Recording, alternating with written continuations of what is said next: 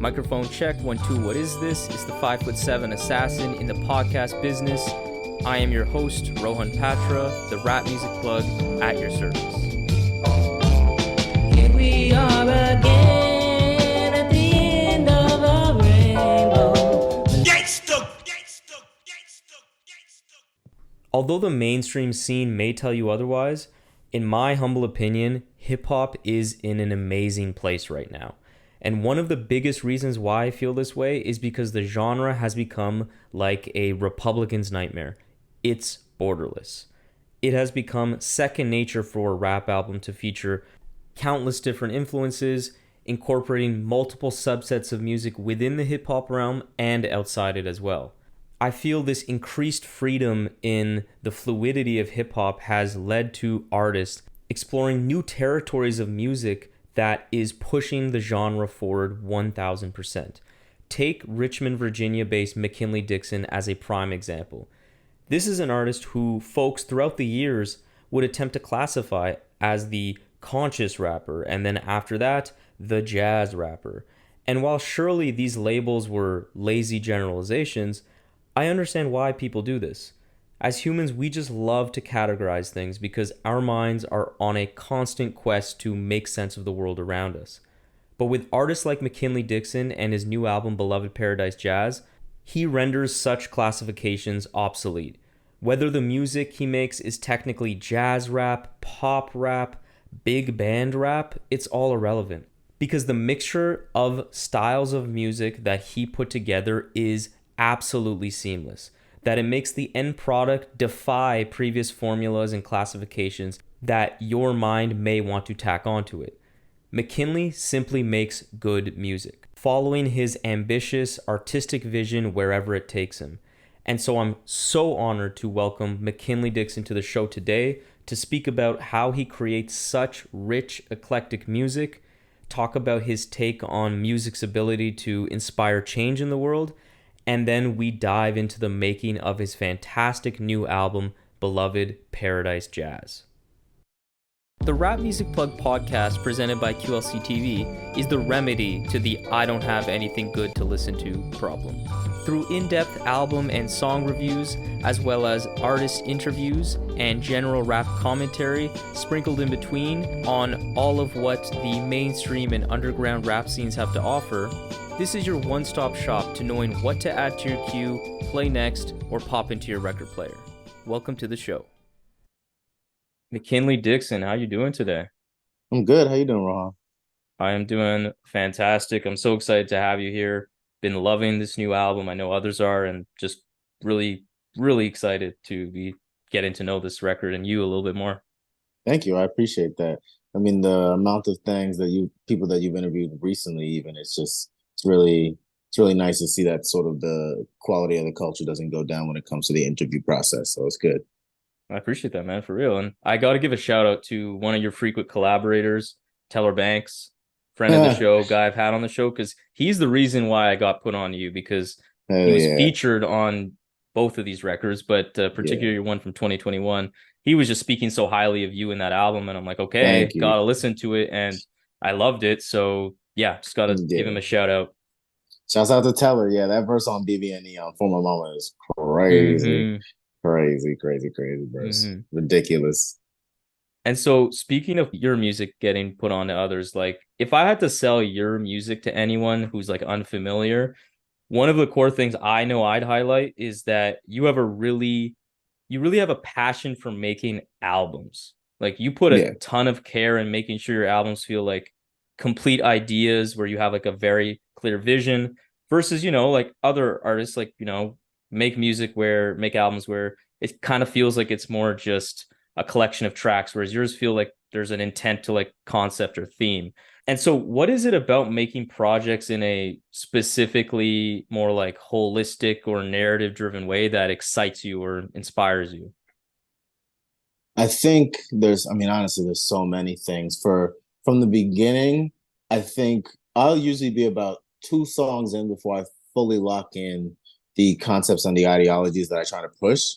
For this one, I think the first songs I had were Sun I Rise, and maybe Dedicated to Tar Feather. So two very different, like sonically different songs. But I think the best part about making a concept album is sort of writing the story and being inspired by moments in my life that fill in the gaps. I sort of don't write the overarching story at once. A lot of the times I map it out to be like an actual book. Like this one is more so like a book mimicking the sort of title Beloved Paradise Jazz. Every three songs is like a new chapter in sort of a way. So I Mm-hmm. think that I love putting Easter eggs in there.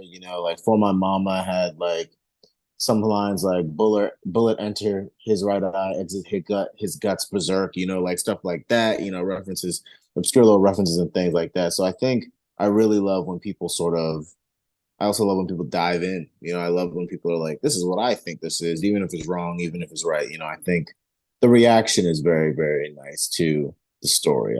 There's a lot of things, really a lot of things that I feel excited about writing concept albums with. And I think your literary influence definitely shines through in how you make albums. Like obviously the Toni Morrison influence is heavy in a lot of your work and specifically this latest album.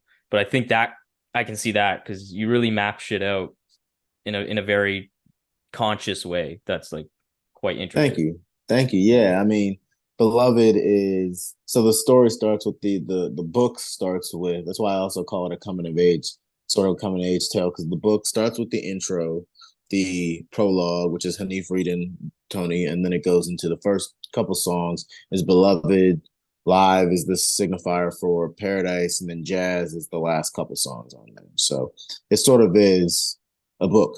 It's all inspired by Tony in more ways than just like the lyricism. It's also inspired by the way she does the trilogy. Because before this album, I made a trilogy. Who Taught You, The Importance of It, For My Mama were all part of one sort of process to map my growth and sort of see how I can become a better lyricist, but also not putting all of my resources into one album. Sort of to gain friends and community along the way to make Beloved Paradise Jazz. That's interesting. I love how that yeah, they kind of like they build up to what this album ended up being. Definitely.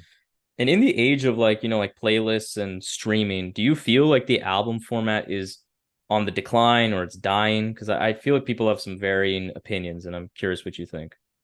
It's interesting because everybody and their mama is like, yo, this album is so short. Even if they love it, even if they hate it, they like this album is so short. It's too short. It's too short. And I'm like, I'm not gonna hold you. If I had two more songs, you probably would have said it was too long. You know what I mean? Like one of the big critiques for My Mama was the middle section sort of drags on, and it's like that's real because I was learning. But I think with this one, my format is like, do we want short songs or do we want long songs? What do we want right now? You know what I mean? So I think that the format of the album isn't necessarily dying, but I am seeing a lot of folks make 15 to 20 track records. And that's a lot of songs to put on your album, especially Mm-hmm. when it's so hard to even do a third verse on one song nowadays. So, but I don't think it's dying. Yeah. I think we still got concept albums. I just think it's not everybody's concept. Yeah, I like how you put that. And so another main thing in this like, hypothetical scenario where I need to give an elevator pitch for your music, Mhm. the richness found in your instrumentation is really phenomenal. Like there's Thank you. so many different styles of music you pull from, jazz playing a very key foundational role in all that you do. So talk to me more about your relationship with music and jazz specifically, growing up as a child all the way to your early days as a musician. Yeah, so jazz, I mean, so many people think that I listen to jazz all the time, and it's honestly, I don't listen to jazz. My influence. So I started sort of making music that was like I started listening to music when I was younger. That wasn't really music that I enjoyed. I came up in a place in a location that was not really suited for people like me or you in a marginalized sense. So I started listening to like a lot of rock records, older rock records, and I was like, this don't sound that good. So then I started listening to more like early 2000s, we had like My Chemical Romance, we had the Used, we had a lot of those folks, a lot of those cats that sort of would do like dramatic and theatrical type stuff, Mm-hmm. like really big, like parades and stuff. And I was like, okay, I do love the thematics of these albums. I do love the look. I do love how some of these cats sort of take gender in their own sort of freeform way. But it's not really, I don't identify with none of it. It's not really music that is for me. So Mm-hmm. then it sort of became this thing where I was like, well, let's move to the next step. So then around high school, I started listening to old school rap. I was like, all right, well, I got the themes from these cats. Now I need to learn about the storytelling. So then I started listening to a lot of older rappers, and that up until college was sort of when I started. That's when I met, like, started talking to Guilty, Rest in Peace, Sean, and all them, and sort of started learning how they write and put together their lyricism. Mm-hmm. But then I was like, all right, a lot of these old heads are great storytellers, but they either don't have the dreams or they don't need the dreams to seek validation. They don't need to seek validation outside of their community, outside of their 10 block radius. And it's like, while I love all these old heads, they are content living the life that they've always lived, because to them accolades were never something that was like needed. They got it from Mm-hmm. the homies. So what you need more than that? So then I was like, all right, let me switch it up. And then I went to college and I got into the DIY scene, and the DIY like punk scene, DIY rap scene sort of shows you that you can do anything. What I mean? If you really want to, if you really believe, like, touring back in the day was so much harder, but so much easier because it was on my own accord. And it's like, Right.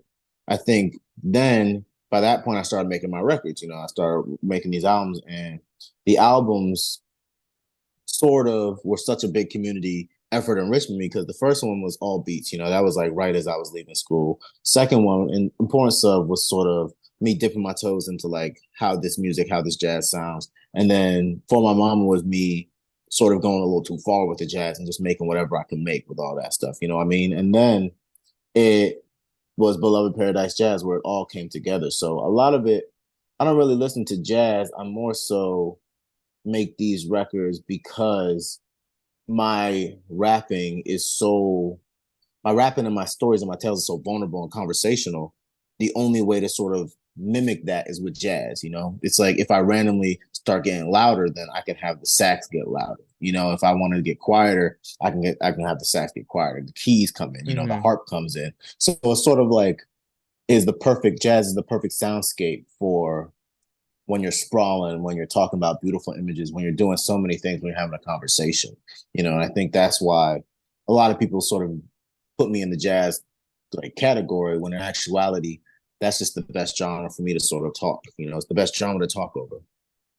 Man, I love that. I definitely see again, on these last two albums in particular, the way the relationship between your voice, like you said, kind of like when you raise your voice, like the sax, that idea of like the relationship between your voice and like the moment in a song where you're getting like maybe quiet, or you're not yelling, but getting way more impassioned.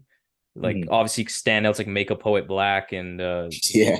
like those are Yeah. like great examples of how the sound really just puts so much more juice into what you're saying and makes it so much more haunting, and like in that particular example, and powerful and jarring even, you Exactly. know.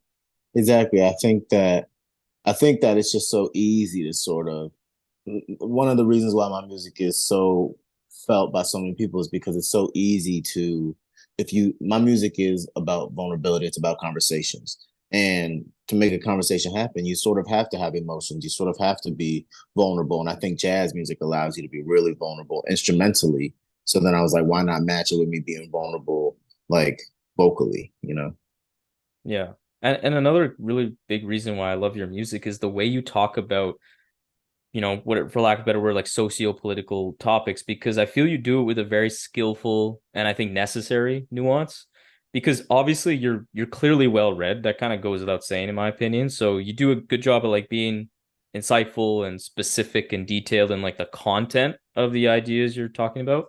But I think the key here is that like you inject a lot of humanity into the equation as well. And I do find in rap especially, but in other genres of music, where sometimes it can just get too academic, to where like Definitely. I can't, especially if you're not as someone who's either directly affected by whatever's talking about or just not aware, it just is hard to really engage with it. But with your music, like, it not only gives me something intellectually to chew on, but it makes me feel something. Like, it's that soul.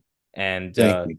I think that soul is really, in my opinion, what can spark change, or make someone like spark change or action inside of someone. So in relation to this topic, and I found something interesting, look, doing some prep for this interview, that you majored in the study of movement through media. Is that correct? Yeah, yeah, yeah. So My yeah, yeah. yeah. So I think you'd have a perspective on what I'm going to ask you here. So it's like, how influential do you feel the role of music is when it comes to inspiring change in people? So it's funny because a lot of people also sort of come to me and they're like, people come to me at the end of the shows, they'll come to me on the street and they'll sort of be like, what do you think about this really big socio-political issue, And I'm sort of just I'm at this point where it's like, honestly, I don't really be thinking about it. A lot of this music is not me talking about every nigga, it's me talking about my niggas. And I think that a lot of people find accessibility in that, and I think the difference. So I believe that there's a couple types of artists. There's the type of artist that puts themselves as the sole person in this music and you are watching them. And then there's the type of artist that puts you in the music solely because it's sort of like a generational sadness. We all sort of can feel these things. It's not locked down to an emotion, it's like, but then I think for me, I try to put a lot of we statements, a lot of I, what I mean? It's like, if it doesn't work the first time, we come back with more people, and I think that sort of allows people to then see themselves in all of the music. It's like, instead of me just doing this, we both now in the back seat. It's like Tyler Forever. It's like we're both in the back seat of this car now as this is going down. And I think that allows people to sort of see themselves in it. So for me, I'm not. People will try to put me. I used to be a conscious rapper before jazz rap. Before I was the jazz rapper, I was a conscious rapper before my mama. So now I sort of switched over different titles. Nice, But nice. it's like it's all the same coin. And I think music can definitely bring a lot of issues to the forefront. I think that it's a very fine line with rap to be preaching on your soapbox and to be not caring at all. And I think if you sort of write about what you experience and the people around you and your loved ones, then you're going to realize that there's always going to be someone else out there that doesn't know you that also identifies with that really heavily. And I find also, like, if you do frame things again, there I don't, because I like the way you said there's different types, but the particular with the type of music that, as kind of like as you're saying, you allow people to see themselves in your music. I find with that kind of approach, I do find it's pretty effective in the sense of like building empathy, because it's kind of bulletproof in a way. To like, there's one way to say like, hey, I think the world is like this and this is a problem, etc. Someone can be critical of that and from an intellectual standpoint, but then if someone's saying like the same idea but it's affecting me and I feel this way about it, it's like I can't say as much because I can't just be like, no, you don't feel that way.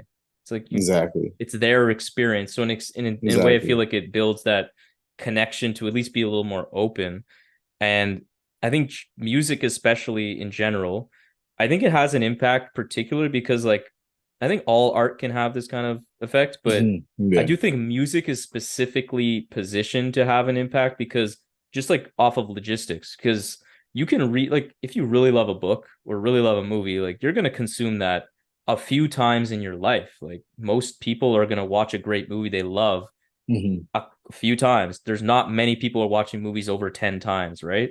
Whereas a Exactly. song or an album that I really love, I'm listening to that stuff, that music many times for the rest of my life. So it's just the logistics of being exposed to those kind of ideas constantly, I feel like could be pretty powerful.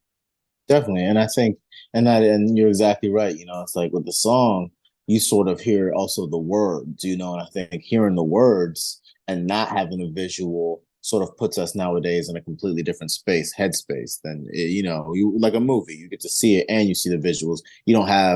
There's no room for you to think of what this would look like, but with music, there's plenty of room for you to think, what would this look like? Yeah, it kind of allows for like you to create your own world with it, make your own meanings to it, and Definitely. Definitely. engage with it. Yeah, I like that. And you certainly do really good job at when you do actually try to be a little more descriptive when you have your Mhm. videos. I just have to say, like, especially the recent ones have been very, very fucking good. Thanks. Like, Thanks. Yeah, yeah. Now we got a little budget now, so we're making them a hmm little bit better. Everyone's gonna get a little bit better, hopefully. So we're working on it. Yeah, no, I appreciate that. Yeah, because I just really do commend you for the way you tackle these things, because I do find sometimes it can either get kind of preachy, or it can, another thing, it can just get a little bumper sticker raps sometimes where you're just like, Definitely. you can tell like they genuinely could be meaning well, but it's like I don't feel like I'm getting anything personal or getting anything intellectually insightful. You're just kind of tagging along, which is fine. But it's not really doing much, I feel. And I feel like some people get a little jaded to that kind of content Definitely, in definitely, that sense. definitely. And I think it's good to keep it fresh. I think the other thing is a lot of musicians, but specifically rappers, because Black trauma sort of pays the bills. It's like I made two records before For My Mama, but it wasn't until For My Mama that people started caring. But For My Mama also has Make a Poet Black on it, and that was like a big song in my catalog, but it was also a very, very harrowing, scary time in my life, and I Right. think that you sort of get in this mindset. You're like, well, trauma sells. I need to keep doing these things that are keeping me sad because then otherwise I'm not going to make a record sale. And I think I am of the mindset that it's like it's good to process in between records. You sort of make a record to process, and then you have to process in between those two records. You got to keep moving forward because Mm-hmm. otherwise you're gonna make a stale discography. And I think that's what a lot of Mm-hmm. people fall into is that you know we see a sort of a lot of these bigger rappers. People talk about mid, they talk about they're not selling, they're not doing this, and I think it's because a lot of them sort of get in the headspace that the one thing they do sell, and it's a little scary to switch to something else. And it is scary to switch to Mm-hmm. something else. But at the same time, if you're not processing what you're saying, then you're still gonna be stuck in these headspaces from 2 records ago. Right. Yeah. So let's get into this absolutely exceptional new album in a little bit more detail. Beloved Paradise Jazz. I have to say, this album, I mean, it impressed me in many different ways, but I think firstly, just the ambition that's been common throughout your discography, but this album, it's really theatrical. I think it's really interesting. You said you listen to like MCR and Panic at the Mhm. Disco. I heard you say in another interview, because I can feel that like like just that pure theater aspect. Like it Definitely. flows. There's like songs where it feels like you're listening to like a Broadway play, if you will, with the hooks, like how theatrical it is. It's really beautiful. Thank you. And then there's obviously like more stirring moments of like orchestral beauty, jazz, and then there's some sadder, more darker places. And just the whole time it's very beautifully arranged, very elaborate. So was there a particular aesthetic or feeling you were trying to evoke through the album sound and songwriting? Shouts out to my producer Sam Koff. So we work together on a lot of the instrumentals. Usually the theme sonically was really just like big. I really love.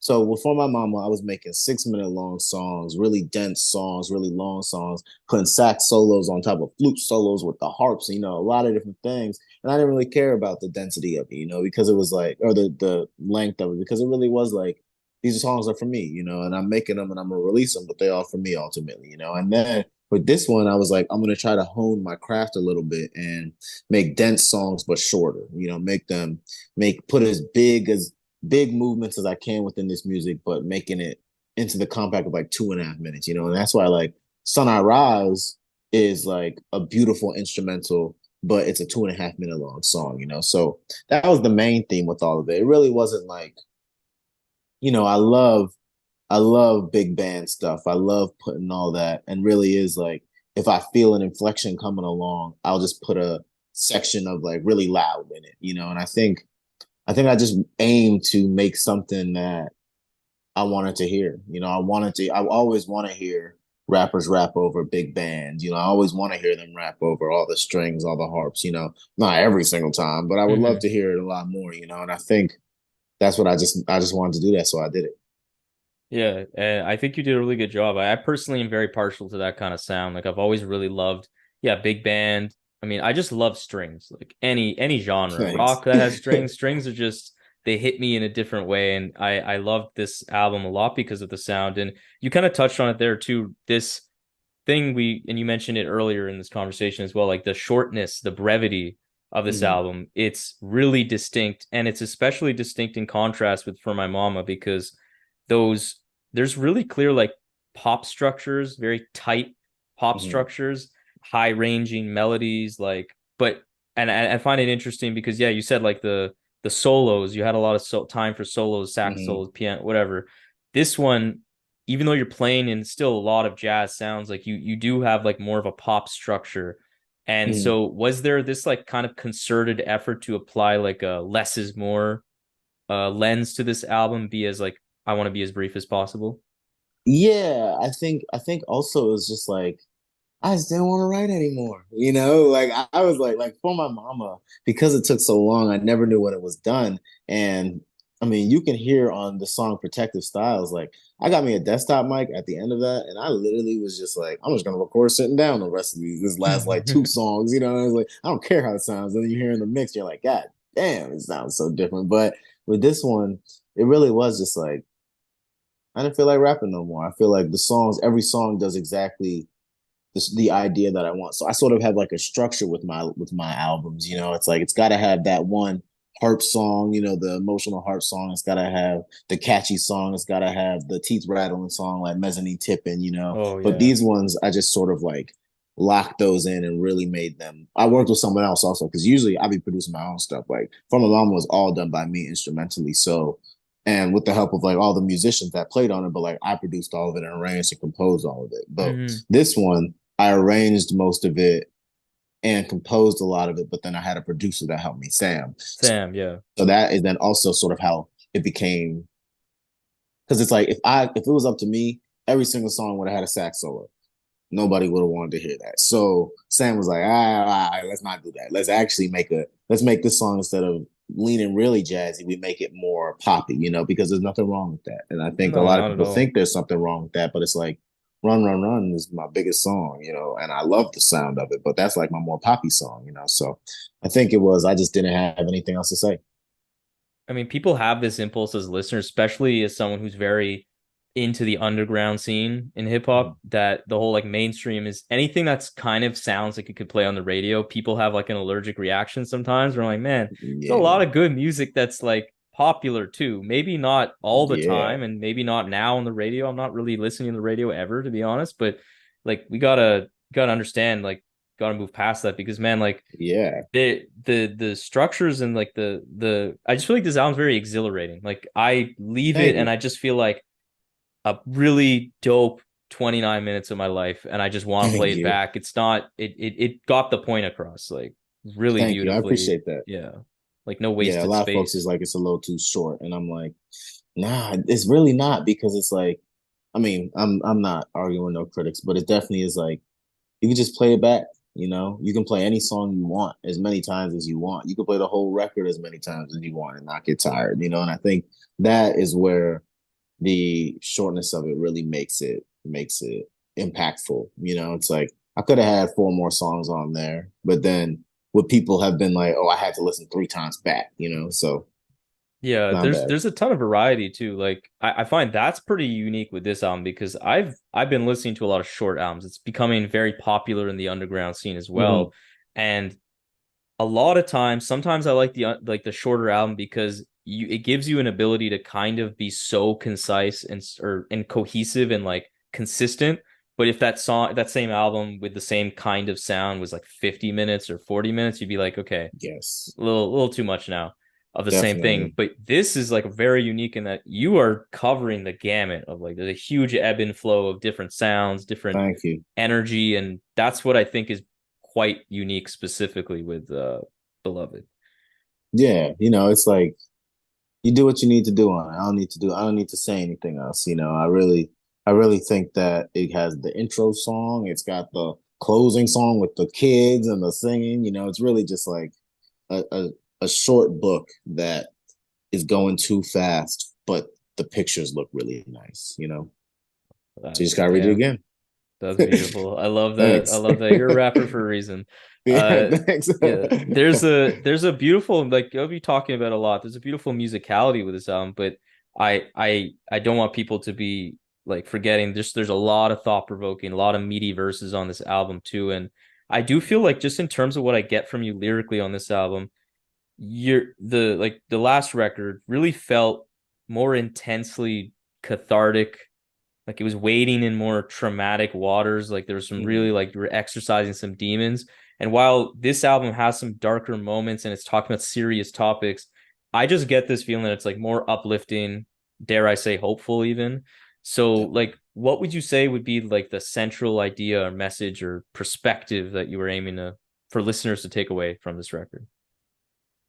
So I call it a coming of age sort of movie because it really is like people think coming of age is you coming out of your teens into your adulthood, but honestly, you can come into age at any time in your life. I think we sort of have timelines that die and we don't resuscitate them continuously, eras of our life. And I think for me, this is a coming of age movie for someone going into their 30s. It's like these are sort of the last moments as we run away from the sun. It's like these are the last sort of breaths we take before we hit an age that it's like we can't just be messing around anymore. And I think that's what this album is, where it's like there are just so many moments. It's not me expelling trauma anymore. It's sort of me being like, well, what are we gonna do today to make it better for tomorrow and to make it better than it was yesterday. And I think that's what this album is. We hop in, you have the beginning where Hanif walks you through the city, and then Hanif sort of ends you at the house that this takes place, and then the next shot is Sun I Rise where the sun is rising, and that's like the beginning of the book, and then from there we sort of get this day, have this morning together, and then we hit that's the beloved, then we hit paradise, and it's sort of like run, run, run. Now we have to keep it moving. Now we're out of the house. It's like these upbeat moments of us just keep it pushing. We got to see what this world is like. It's like, oh, something scary, oh, something beautiful. We just keep it running. We're seeing people we love sort of be taken by the sky, going to the clouds, run as fast as they can. And we're trying not to be caught up in that. And then you get to sort of like jazz, where it's like the story so far. And now we're walking through this bodega and everything is reminding me of instances from before. And I think it's sort of, and that's why it's sort of jazz has the section where it's like, I look up to the sky so beautifully. I never seen the sky so differently until the day that you died, until the day that and then this sort of Mm-hmm. becomes this thing where it's like, now we are talking about this person that was with us earlier. It's all about progression. So it's all like, it's not trauma anymore. Now it's like, it is more cathartic. It is more like, we're just reminiscing. Me and you are just Mm-hmm. riffing and we're just sitting on the stoop talking back and forth now about these things. I think that's why maybe this album really hits me because I think we're the same age. I Yeah, believe I checked, yeah, like we're both 95, and yeah, I I I resonate so hard with this time in my life because I just feel like it is like you're not you have to have some level of like got to get your life together, and you feel all these exactly. pressures of money and just like your what you're gonna be, what do you stand for start to become real things, and it can be a lot, but I think what I get from this album is definitely like there's just like you kind of like shedding free from the Hmm. past, and like you're like I'm willing to push through with some like faith.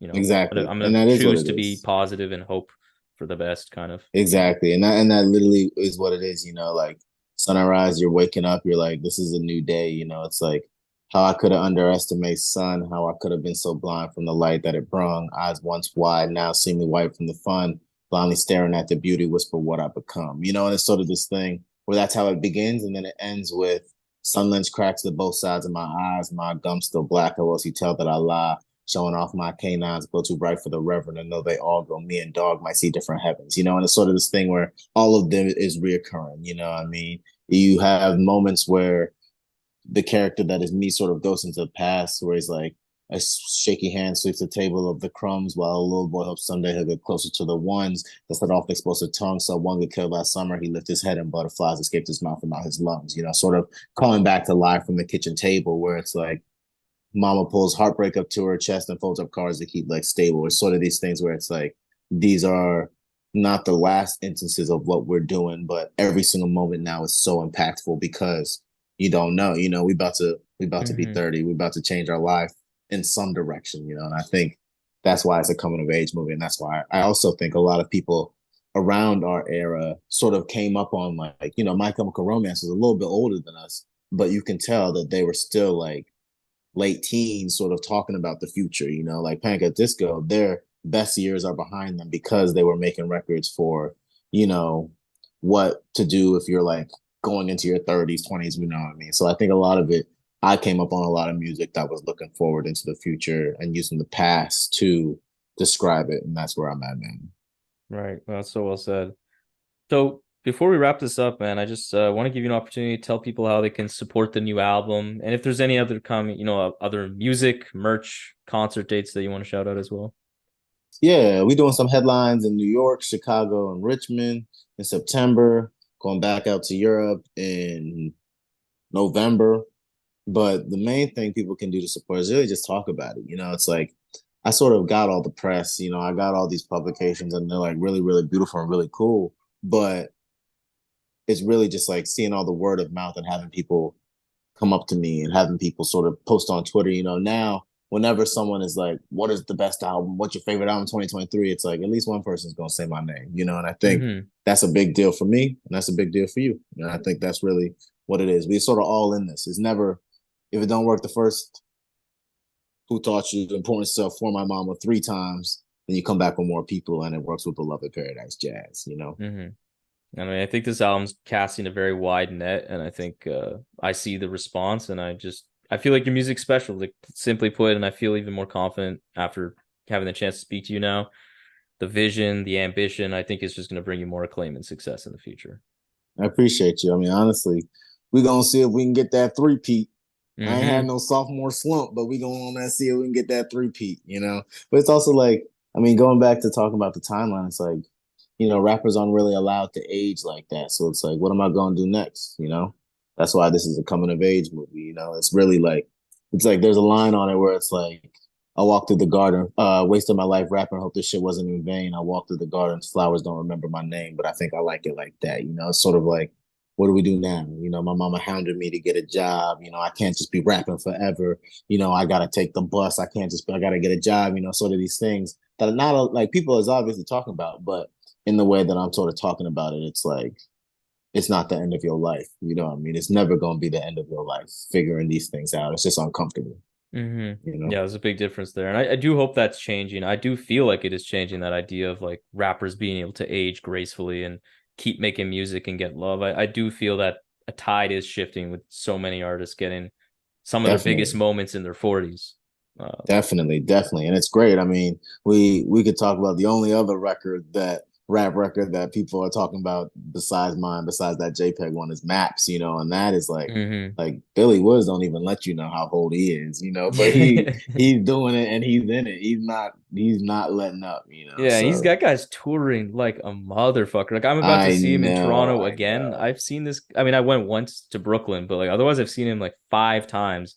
It was my 5th time in like a year and a half. Arm and Hammer and solo. It's crazy. Wild. It's like, I mean, it's so dope. I mean, his whole thing is so dope. But that goes to show you, like, you can get your life whenever you want. I used to think that all this would be done by 25. Now here I am aiming at 30, and it's like, nah, I really might just begin. So we're gonna see. Yeah, we will see. I'll leave it on that note. Thank you again for coming on the show. Really appreciate it. Thank you again. I appreciate you, man. Yeah. Peace.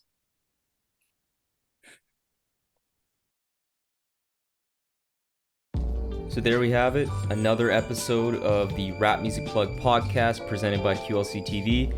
I hope this episode gave you some new perspectives and insights into what the greatest art form known to man in hip-hop music has to offer. If you want to support the show in the most meaningful way possible, it would be my absolute honor to have you as a patron in the new Rap Music Plug podcast Patreon. Through this Patreon, you will be getting exclusive content such as bonus episodes, exclusive album recommendations, exclusive playlists, early access to episodes, and more.